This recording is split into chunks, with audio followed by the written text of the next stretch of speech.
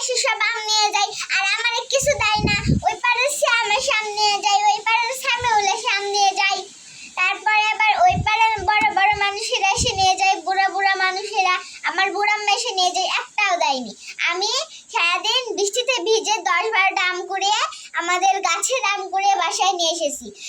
4টা আম নিয়েছি, বুড়াম্মা নিয়েছে 3টা। আমার থেকে 3টা কিনে নিয়ে আমার আমার আব্বুর বন্ধুকে দিচ্ছে, আর আমার থেকে কেড়ে নিয়েছে। আমি বৃষ্টিতে সারাদিন ভিজে ভিজে তাও আম পেয়েছি অনেকগুলো। ওকে দেখা দিচ্ছি, দেখতে পাচ্ছে না। 4টা না 5টা আম পেয়েছি, ও 4টা নিয়েছে।